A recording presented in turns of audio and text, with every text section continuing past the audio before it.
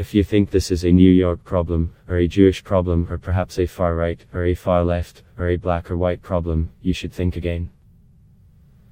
History has engraved a lesson about anti-Semitism for all humanity.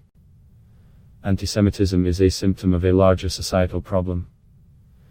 Sure, when Jews are unsafe, it is they who are most at risk, but Jews are the canary in the coal mine, an early warning sign of a community or a nation losing its moorings. The coal mine is filling with toxic fumes. Soon we will learn more about the alleged perpetrator, who has pleaded not guilty to 5 counts of attempted murder and 1 count of burglary. Federal prosecutors have charged him with hate crimes. In the filing of those charges, authorities report finding journals with references to Hitler and a drawing of a swastika and Star of David, as well as a phone used recently to search terms like German Jewish temples near me and Zionist temples in Elizabeth, Jersey. His family says he has a history of mental illness and was raised in a home which embraced and respected all religions and races.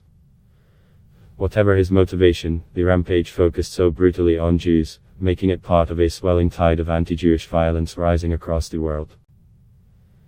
In the US alone, according to the Anti-Defamation League, anti-Semitic attacks doubled last year. Many of the worst anti-Semitic attacks in recent months and years have been perpetrated by white supremacists, others by Islamist extremists, and several of the recent ones in the New York area by African Americans, including one that expressed interest in the Black Hebrew Israelite movement. Some attackers don't fit any clear category, other than wanting to massacre Jews.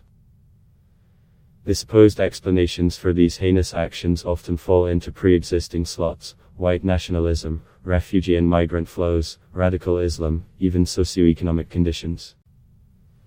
Across the world, anti-Semitic incidents are sometimes explained or even tried to be justified as a reaction to the plight of Palestinians, to racism, or the result of migration from Muslim countries.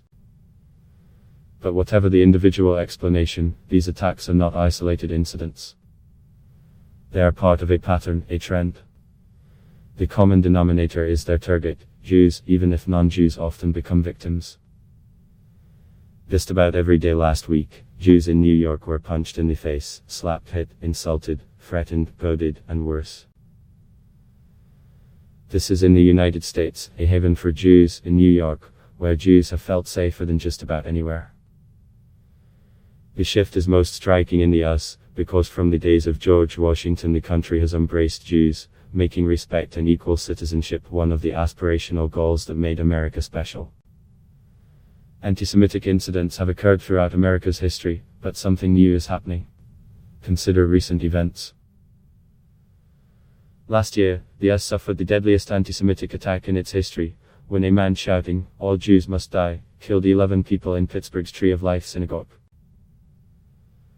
Last April, someone claiming inspiration from that massacre attacked a synagogue in Powell, California. Just this month, attackers shot at a kosher market in Jersey City, killing 3. The city's mayor said their target might have been 50 children in a Jewish school a few feet away. Elsewhere, the picture is no less disturbing. As the victims from Friday night remained hospitalized, police in London were investigating more anti-Jewish vandalism, where 911 and Stars of David were painted on Jewish storefronts. The 911 alludes to another vile theory blaming the September 11 terrorist attack on Jews.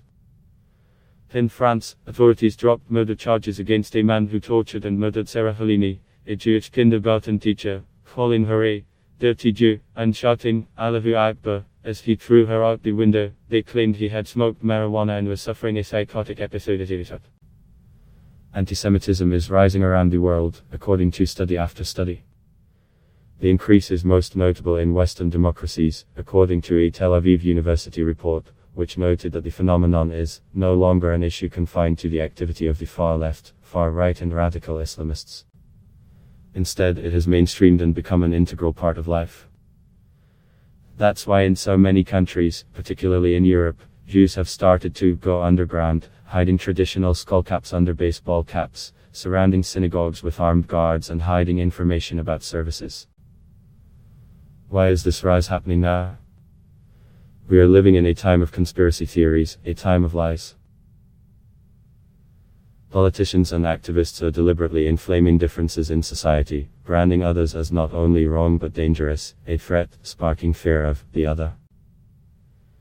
The ties that used to unite diverse societies, the beliefs and ideals that held communities together are being broken, replaced by ropes to separate, to keep groups apart, making us vulnerable to false stories and frightening theories. Today's winds whisper that the other is treasonous, menacing. This is an environment that traditionally leads to problems for Jews, first. If allowed to fester, it can spell much worse for the rest of society. That's because Jews have long been favorite subjects of conspiracy theorists. In guarding against such toxic fearmongering, we should learn common conspiratorial tropes so that we can identify them early on, because what might start as jokes can turn into rumors, and ultimately morph to massacres. Conspiracy theorists' tales paint Jews as a sinister force, with great and mysterious hidden powers. On the left and the right, anti-Semites tend to believe Jews control the world's finances. That's how the Jewish billionaire George Soros has become an anti-Semitic dog whistle. Anti-Semites on the right accuse Jews of running the engine of socialism and migration. Leftist anti-Semites see them as white exploiters of the poor and foes of social justice. That's a favorite on university campuses. Rightist anti-Semites see them as non-white, not Christian, an enemy within. On both sides, anti-Semites and those who should know better often claim Jews exaggerate their problems. But history says society benefits from countering the rise in anti-Semitism early on.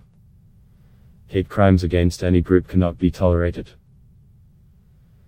But the dramatic increase in anti-Jewish assaults amounts to a flashing light, warning society of its potential to come apart and turn against itself. Minimizing, discounting and excusing anti-Semitic attacks is a dangerous path to follow. History has shown that anything else would be much too dangerous, and not just for the Jews.